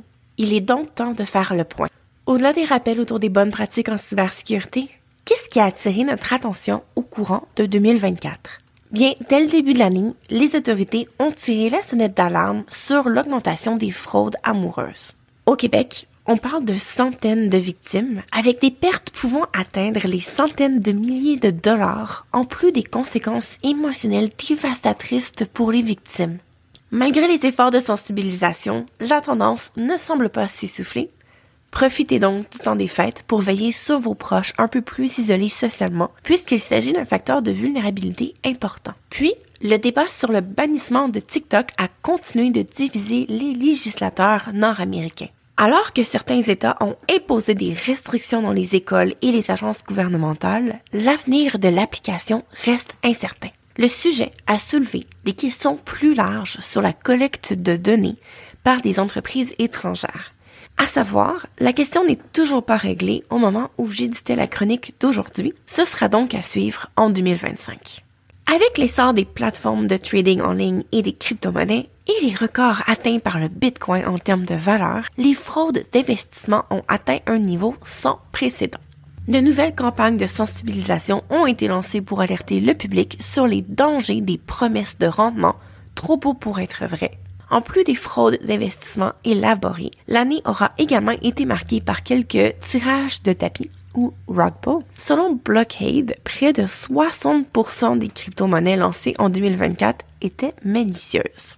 2024 a également été une très grosse année sur le plan de la désinformation en ligne. Le World Economic Forum avait d'ailleurs déclaré qu'il s'agissait du plus grand risque à prévoir selon eux. Particulièrement dans le contexte politique global, beaucoup d'élections cruciales étaient prévues, dont, bien entendu, les élections américaines. Au-delà de la sensibilisation, bien des organisations sont à la recherche d'une solution pour authentifier les informations en ligne et combattre la désinfo. À cet effet, la Coalition for Content Provenance and Authenticity, C2PA, avait fait des progrès significatifs en établissant des standards pour vérifier l'authenticité des contenus numériques. Cette initiative, elle est considérée comme un pas important pour combattre la propagation de fausses informations en ligne, bien que pas suffisante à elle seule afin de nous protéger contre les effets néfastes de la désinformation. L'année 2024 a également été riche au niveau des discussions sur la vie privée, particulièrement au niveau des communications. On a pu observer une volonté des différentes plateformes de messagerie pour offrir des communications chiffrées à leurs utilisateurs. D'ailleurs, Signal se positionne toujours comme l'application de communication favorite pour bien des gens soucieux de leur vie privée. La CISA, Cybersecurity and Infrastructure Security Agency, recommandait tout récemment aux hauts responsables gouvernementaux et politiques de passer à des applications de messagerie cryptées de bout en bout comme Signal, à la suite d'une vague de brèches impliquant les télécommunications d'une dizaine de pays, dont 8 opérateurs aux États-Unis. Enfin, l'intelligence artificielle a été au cœur des discussions en 2024, notamment en ce qui concerne la manière dont les données des utilisateurs sont utilisées pour entraîner des modèles d'IA. Les régulateurs ont commencé à mettre en place des règles pour limiter les abus potentiels, mais nos données sont déjà largement collectées pour entraîner les différents modèles.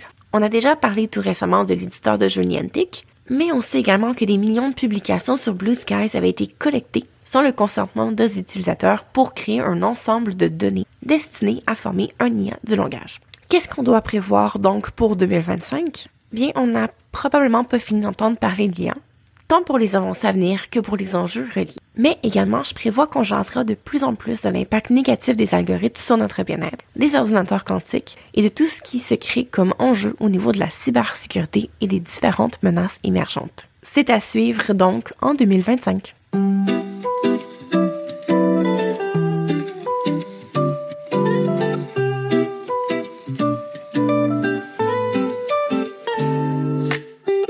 Mon collègue Thierry Weber nous propose une rétrospective technologique 100% suisse et Thierry s'intéresse particulièrement aux avancées marquantes de 2024. Bonjour Bruno, bonjour les auditeurs de Mon Carnet. Bientôt la fin de l'année, le temps de se pencher sur l'année écoulée, de faire une petite rétrospective de ce qui s'est passé dans le monde de la tech et de l'innovation. Et pour cet exercice annuel, j'ai envie de dire, je me suis plié à l'exercice pour le faire 100% suisse, puisque l'année 2024 aura été remarquable pour l'innovation technologique suisse, démontrant ainsi, une fois de plus, la capacité de mon pays à être à la pointe de la recherche et du développement. Alors tout d'abord dans le domaine de l'intelligence artificielle, oui forcément on ne va pas y échapper, c'est l'École Polytechnique Fédérale de Lausanne, le PFL, qui a franchi un pas significatif en lançant un centre de recherche pionnier sur l'IA éthique. Et oui, la RSE arrive même dans l'IA. Cette initiative vise à développer des algorithmes qui intègrent des principes de responsabilité sociale et de transparence, répondant aux défis éthiques posés par l'intelligence artificielle moderne. L'École Polytechnique Fédérale de Zurich n'est pas en reste non plus, puisqu'elle a mis au point des algorithmes d'apprentissage automatique révolutionnaires. Ce projet phare cette année concerne la prédiction des risques climatiques, utilisant des modèles d'IA capables d'analyser des données complexes et de générer des projections environnementales précises. Et Dieu sait qu'on en a besoin avec ce qui se passe sur notre planète ces temps-ci. Le secteur des énergies renouvelables a connu aussi des avancées spectaculaires. C'est le laboratoire fédéral LAMPA, EMPA, qui a présenté cette année une percée technologique dans le domaine des panneaux solaires organiques, atteignant un rendement énergétique de plus de 25%. On avoisine même les 32%. Cette innovation représente une étape cruciale vers des solutions énergétiques plus durables et efficaces. Vivement que ce système puisse être commercialisé. Le programme national SWEET, le Sustainable Energy Research for Transformation, soutenu par InnoSuisse, a également produit des résultats prometteurs. Plusieurs projets de recherche ont démontré des approches innovantes pour accélérer la transition énergétique suisse, combinant technologie de pointe et approche systémique. Je vous rappelle que la Suisse est le pays qui a la plus vieille centrale nucléaire au monde, comme quoi le sujet tombe à point nommé. Dans le domaine de la santé, c'est le centre je vais y arriver, le Centre hospitalier universitaire vaudois, parce que j'ai pas l'habitude de l'appeler comme ça, on l'appelle ici le CHUV, a poursuivi ses avancées en médecine personnalisée. Les équipes de recherche ont développé de nouvelles technologies de diagnostic précoce, utilisant l'intelligence artificielle pour identifier des marqueurs de maladies avec une précision sans précédent. Le paysage des startups suisses continue lui aussi d'être particulièrement dynamique. Les écosystèmes technologiques de Lausanne et Zurich ont encore une fois démontré leur capacité d'innovation. Plusieurs jeunes entreprises ont levé des fonds importants, notamment dans les secteurs de la cybersécurité et de la santé digitale. Un point particulièrement intéressant concerne la cybersécurité. La Suisse renforce sa position de leader mondial en la matière, développant des solutions de protection numérique de plus en plus sophistiquées.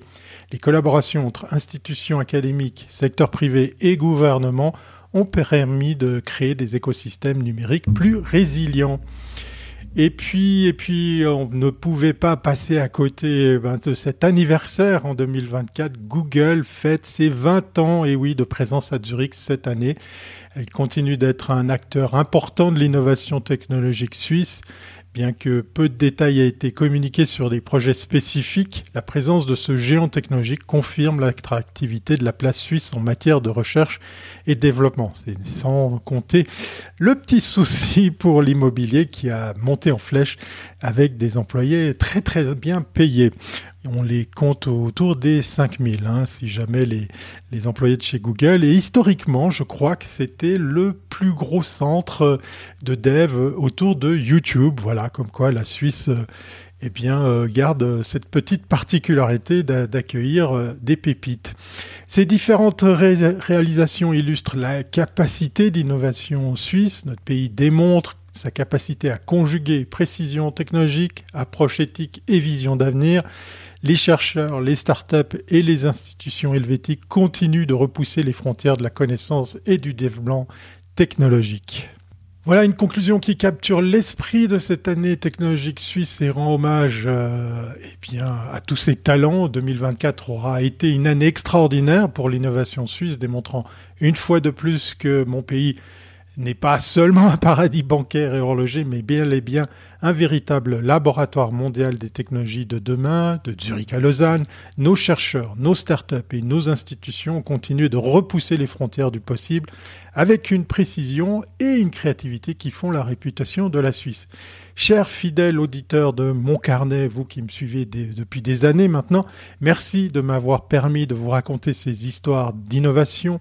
Chaque 2 semaines maintenant, à travers ce podcast de Bruno Guglielminetti, nous avons partagé ensemble ces moments où la science et la technologie transforment notre quotidien. Votre curiosité, votre passion et votre engagement sont le carburant qui nous pousse à toujours explorer, comprendre et décrypter les avancées qui façonnent notre monde. En cette fin d'année 2024 et en plein préparatif pour le CES, je vous souhaite à toutes et à tous de continuer à cultiver cette soif de savoir, cette envie de comprendre et cette ouverture d'esprit qui font de chacun de vous des explorateurs du futur. Que la magie de l'innovation continue de vous inspirer, de vous surprendre et de vous émerveiller. Excellente fête de fin d'année à vous tous, chers auditeurs. Et comme à l'accoutumée, je vous dis à très bientôt si ce n'est pas avant.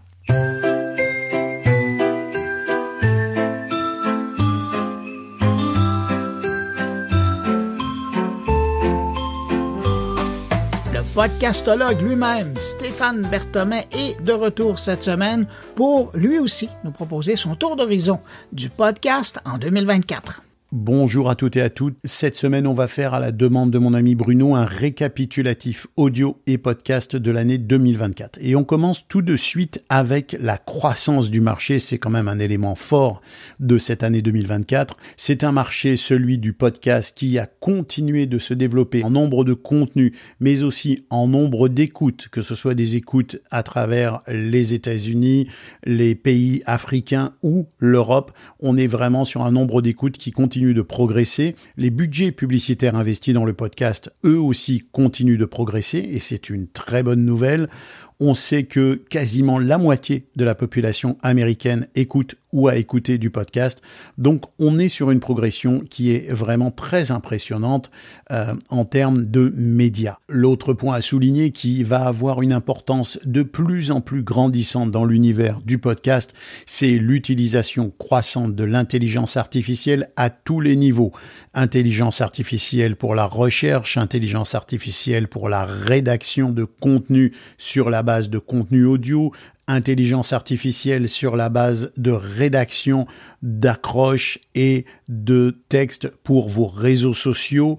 Bref, on a de l'intelligence artificielle partout, y compris dans la production, dans la post-production, l'amélioration des contenus audio. Bref, on est vraiment avec aujourd'hui une entrée très très très forte de l'intelligence artificielle et des solutions proposées par l'intelligence artificielle dans l'univers du podcast, et il est absolument clair que ce mot-là, intelligence artificielle, va être au cœur de l'année 2025 pour l'univers du podcast, à n'en pas douter, avec l'amélioration évidemment des narrations audio qui sont faites par l'intelligence artificielle, bon ou mauvais.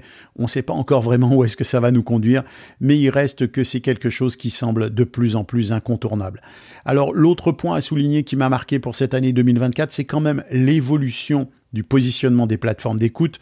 On le sait, des plateformes d'écoute comme Spotify qui se positionnent sur la vidéo et YouTube qui se positionne sur le podcast. Aussi, on sent qu'il y a une petite guerre qui est en train de se lancer entre YouTube et Spotify au niveau des contenus, et un regroupement des contenus audio et vidéo qui nous laisse présager une année agitée pour l'année 2025. Mais l'autre point qu'il est important de souligner, c'est que Spotify est devenu la plateforme la plus populaire devant Apple Podcast. Apple Podcast qui est la plateforme historique d'écoute des podcasts. Apple a 10 ans d'ancienneté alors que Spotify n'en avait que 5. La stratégie financière qui a paru parfois débridée à certains de Spotify d'investir dans telle ou telle forme de contenu, visiblement a payé, puisque Spotify est devenu la première plateforme d'écoute avec quasiment 35% des auditeurs. On sait que YouTube cherche à se positionner lui aussi dans cet écosystème. On verra ce que ça donne pour 2025. Les autres éléments qui ont retenu mon attention pour 2024, c'est la création de ce nouveau festival à Paris, le Pod Paris, qui est venu rejoindre le Paris Podcast Festival, et plus que rejoindre, puisqu'il se déroule en même temps que le Paris Podcast Festival. Alors, complémentarité ou concurrence, on ne sait pas encore. Il s'avère que de toute façon, les deux festivals sont très différents les uns des autres. Le Pod Paris se positionne sur un axe très indie, avec des ateliers de création et des écoutes de toutes sortes de podcasts, alors que le Paris Podcast Festival semble engagé dans une formule qui attire moins l'attention du grand public. Ce sera quelque chose qui va être à suivre pour l'année 2025. Au Québec, je m'en voudrais de ne pas souligner la création d'un nouveau festival, le festival Podcrime, qui se consacre à l'univers du true crime et du podcast. Petit exercice de transparence, j'en suis le fondateur, mais ce festival a été réussi surtout par l'engagement de l'équipe bénévole qui a vraiment rendu cet événement incroyable, et au public qui est venu en grand nombre. Le festival Podcrime, c'est déjà, à mon avis, devenu un événement qui va s'installer dans le paysage et qui va évidemment revenir en 2025. Et puis, les tendances émergentes pour 2025, c'est certainement l'évolution technologique de l'univers du podcast, pas uniquement sur le plan logiciel, mais aussi sur le plan matériel. De plus en plus de micros bon marché, de plus en plus de solutions d'enregistrement qui intègrent de la transcription automatisée. On va vraiment vers un usage de plus en plus grand public de l'audio, et ça, c'est quand même la bonne nouvelle. Alors, je vous dis rendez-vous en 2025. Je vous souhaite une très belle fin d'année, de très très belles fêtes, et évidemment que l'audio soit avec vous.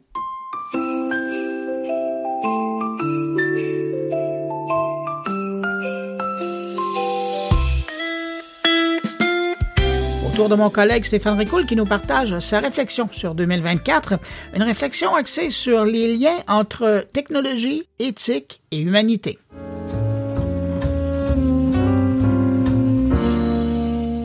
L'année 2024 touche à sa fin et avec elle, le flot de réflexions, d'idées nouvelles et de défis passionnants qui l'ont défini. En plongeant dans les sujets qui m'ont animé cette année, une trame commune émerge. L'humain face à la technologie et plus spécifiquement notre capacité à naviguer dans un futur complexe sans jamais perdre de vue notre essence première. C'est cette relation entre l'innovation, l'éthique et le quotidien qui dessine les contours d'un récit plus grand que moi, celui de notre époque. Alors, voici mon dernier billet de l'année pour prendre un peu de recul sur ces discussions qui ont de toute évidence façonné 2024 à mes yeux.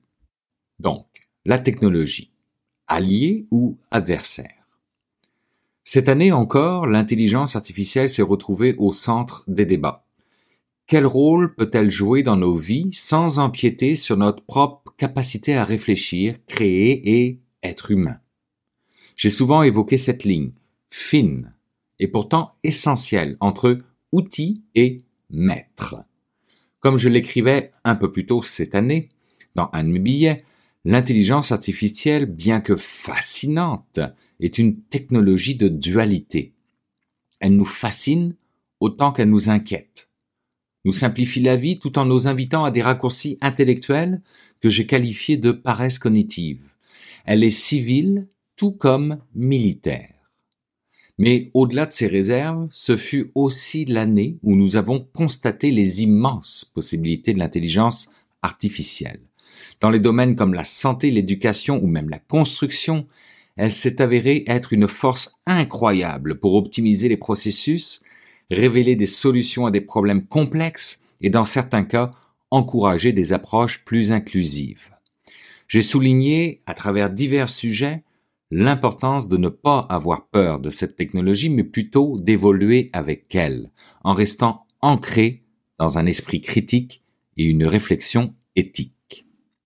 L'intelligence artificielle, c'est une responsabilité collective, et j'ai tenté de montrer qu'en s'émerveillant raisonnablement et en collaborant intelligemment, elle peut enrichir nos vies sans jamais les dénaturer.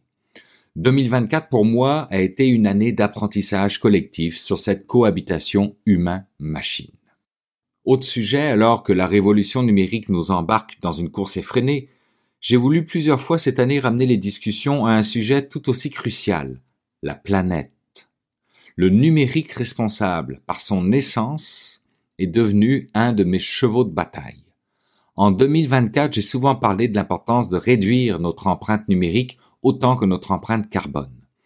Les vastes infrastructures qui soutiennent nos modes de vie connectés, des centres de données aux subtilités invisibles de nos appareils, continuent de consommer énormément de ressources. Mais l'espoir existe. Des initiatives apparaissent partout autour de nous.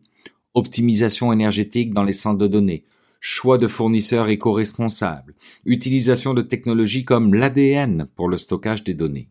Des solutions qui semblaient appartenir à la science-fiction commencent lentement à prendre forme, nous donnant un aperçu de ce que pourrait être un futur plus durable.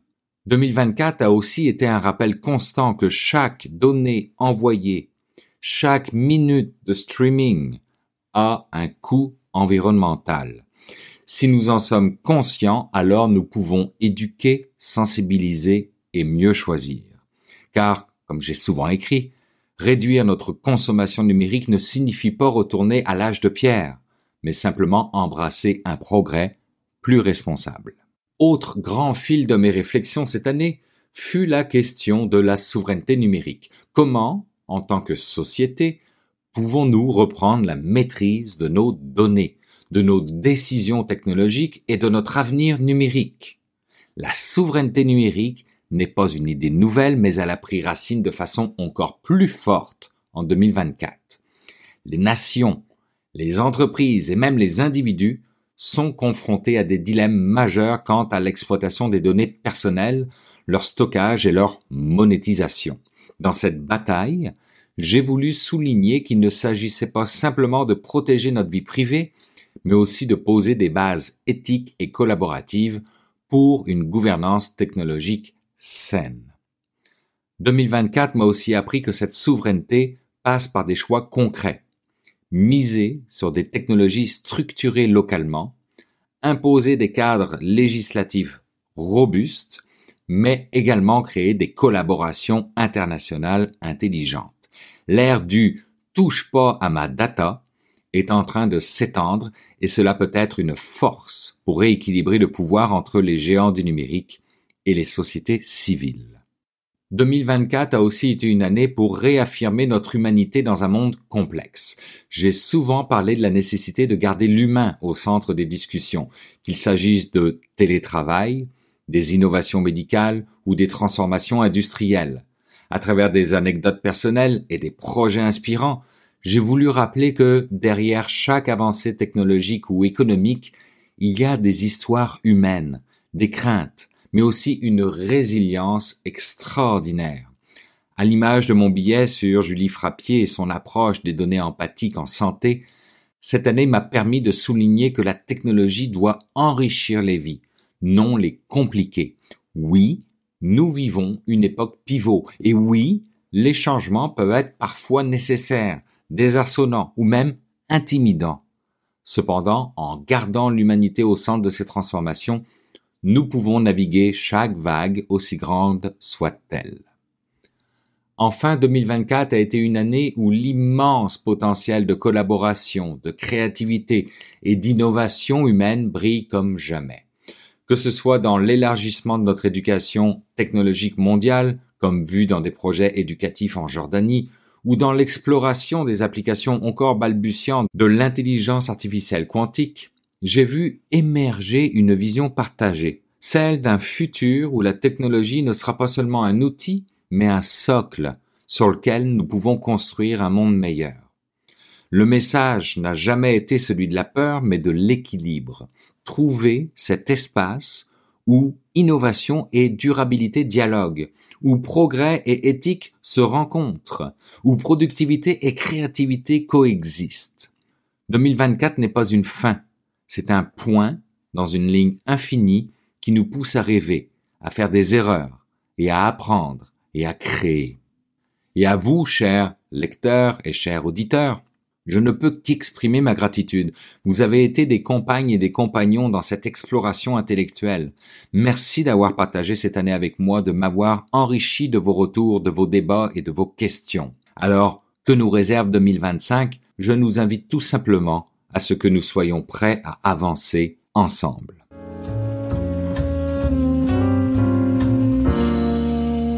Ben, comme à l'habitude, c'est le temps d'aller rejoindre mon ami Jean-François Poulain pour parler UX. Bonjour Jean-François. Bonjour Bruno. Jean-François, en cette édition de Noël, on a décidé de laisser tes invités se reposer et plutôt de toi te faire parler.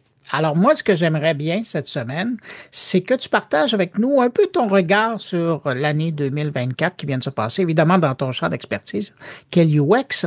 Est-ce que je me trompe en disant, puis ça c'est, je pense à toutes les introductions de chroniques qu'on a fait ensemble, d'entrevues qu'on a fait, le défi de vendre le UX stratégiquement, c'est pas encore réussi là, en 2024. Non, c'est pas encore ça, effectivement. Puis je dirais qu'en 2024, on subit encore beaucoup. On est encore en aval dans le processus. Mais je réalise que je pense que c'est beaucoup la responsabilité des UX, à quelque part. Il y a quelque chose qui arrive pas à être vendu correctement aux décideurs. D'aller les voir, de faire comprendre qu'on est stratégique et non pas nécessairement une commodité qu'on place à la fin du processus. C'est encore beaucoup ça. Mais ça dépend aussi beaucoup du niveau de maturité des entreprises. Ça, c'est quand même encore assez... il y a une grande disparité de maturité. Il y a des entreprises qui y croient beaucoup, qui ont investi là-dedans. Il y en a d'autres qui trouvent ça encore une nuisance, puis c'est les premiers à partir dans les jeux, malheureusement. Puis, tu vois, on remet jamais en question dans les projets numériques les analyses d'affaires, par exemple, les analyses fonctionnelles, les programmeurs. Évidemment, on en a besoin. Mais les niveaux intermédiaires de réflexion sur le projet, que sont les analyses d'affaires, analyses fonctionnelles et tous les gens qui sont dans l'agilité, sont pas remis en question, eux. Et le UX est trop souvent, malheureusement, facultatif.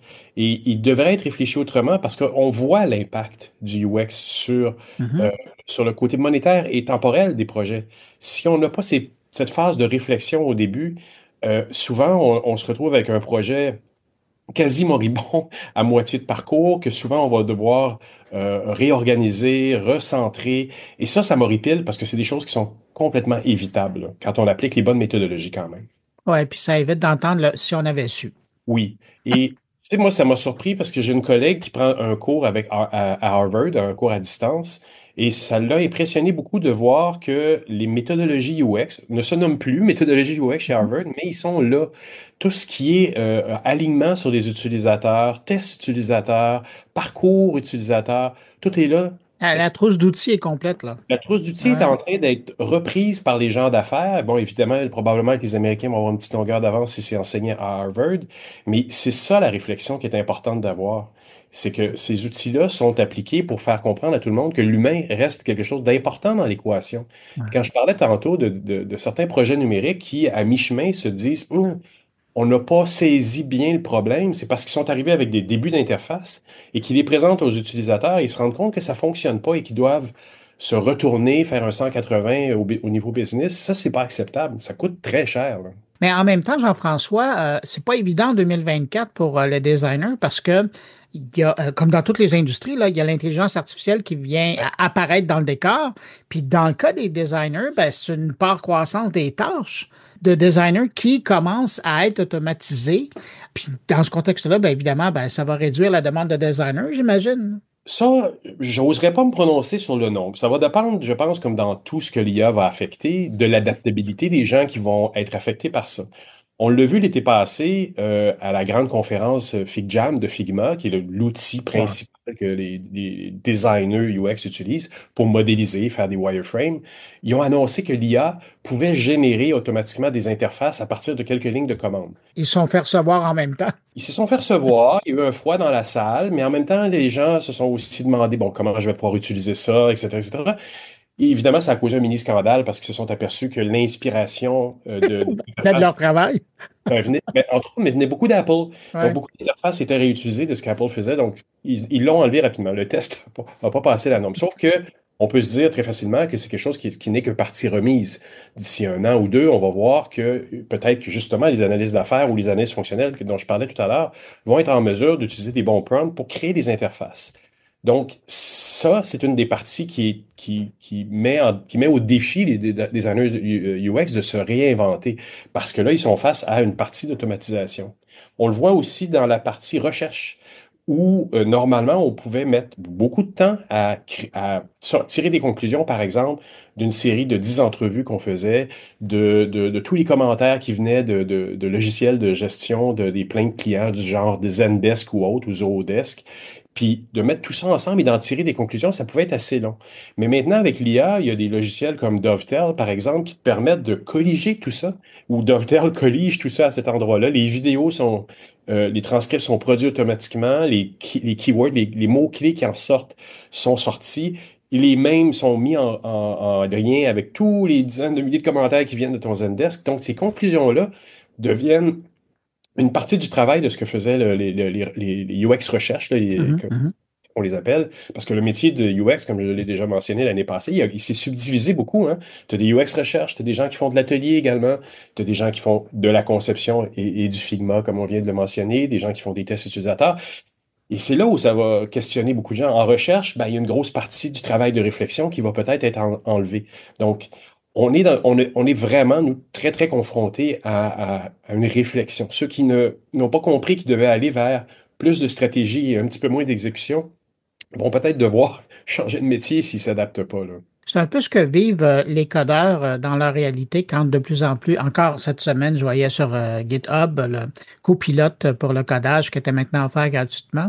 Et il y a des gens qui, s'ils n'ont pas pensé à leur affaire, s'ils n'ont pas une valeur ajoutée à simplement faire du code, on commence à avoir des problèmes. Mais revenons au UX et au design. 2 mots qu'on a beaucoup employés dans tes rencontres.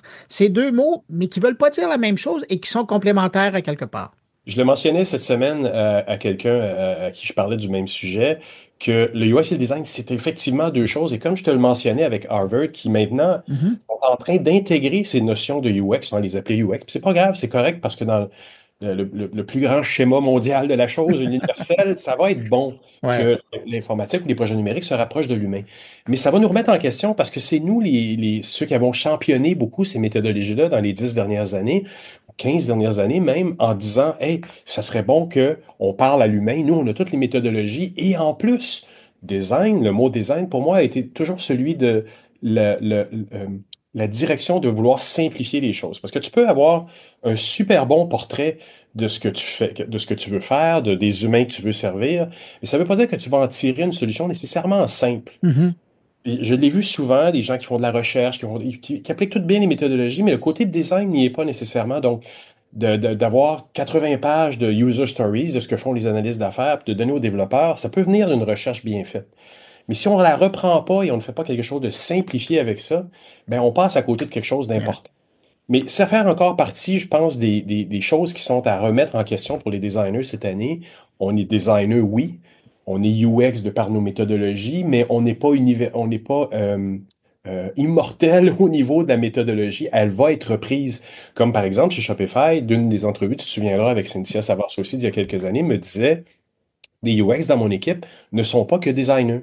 Il y a beaucoup de gens qui appliquent ces méthodologies-là. Chez Lego, ça a été la même chose. J'avais fait une entrevue avec quelqu'un de chez Lego et il me disait la même chose. Il enseignait les méthodologies UX à l'interne à beaucoup plus que juste des designers. Donc, on est là, on est rendu à se questionner maintenant en tant que UX designer à peut-être la division de notre métier. Jean-François, si je te demande de regarder vers demain, vers 2025, comment tu vois ça dans le domaine? Ben, je pense que c'est vraiment une année d'adaptation. C'est une année où on doit regarder le positionnement qu'on a stratégique à l'intérieur des organisations et comment on se fait comprendre. Il faut commencer à avoir un langage d'affaires pour bien se faire comprendre des décideurs, parce que pour l'instant, on est encore très perçu. Puis je pense qu'il y a une petite déception aussi du côté des décideurs qui ont eu aussi l'impression à un moment donné que les UX designers allaient pouvoir amener quelque chose, mais c'est pas tout le monde qui a cette formation d'être un peu plus stratégique, d'être capable de faire de la recherche également. Donc, il y a un peu de confusion dans le marché quant au rôle du UX designer dans l'industrie, autant du haut vers le bas que du bas vers le haut. Puis ce positionnement-là, il va être super important parce que arrivent des technologies comme l'intelligence artificielle qui nous affectent par le bas aussi, dans nos méthodologies même. Ils viennent nous aider, mais en même temps, nous nuire peut-être un peu dans la définition de ce qu'on est. Et du haut, ben, les patrons, ils nous demandent de l'impliquer, de l'appliquer dans ce qu'on fait. Et c'est une immense remise en question parce que c'est encore une nouvelle technologie qui devrait être le plus transparent possible. Et en ce moment, c'est le joujou de tout le monde qu'il faut qu'on mette de devant, puis on pense tout le monde à un chat, puis ça va être un chat. Non, l'IA est là et sera derrière tous les processus qu'on va mettre en place. Et nous, en tant que designers, on doit s'assurer que les humains le comprennent. Donc, on a des défis de nouvelles technologies impressionnantes qui sont devant nous. Et cette même nouvelle technologie est aussi derrière nous, mais elle nous force à des remises en question.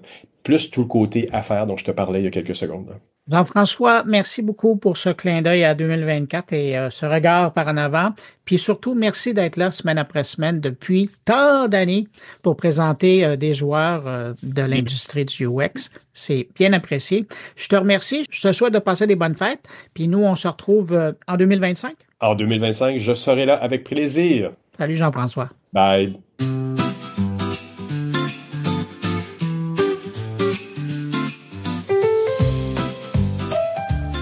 Ah ben voilà, c'est ainsi que se termine cette édition un peu spéciale de Mon Carnet. Un gros merci à mes invités, merci à mes collègues, Jérôme Colombin, Stéphane Récoul, Jean-François Poulin, Thierry Weber, Catherine Dupont-Gagnon et Stéphane Berthomet pour leur présence cette semaine. Et puis merci à vous qui avez écouté cette édition jusqu'à la toute fin. Très heureux d'avoir passé ce bout de journée avec vous. Au nom de tous mes collègues et en mon nom personnel, je vous souhaite de passer un très joyeux temps des fêtes.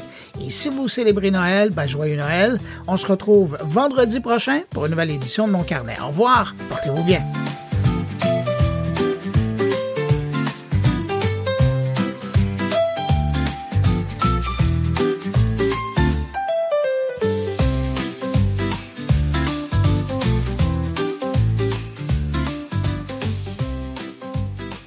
Tan, tan, tan, tan, tan, tan, tan, tan, tan, tan, tan.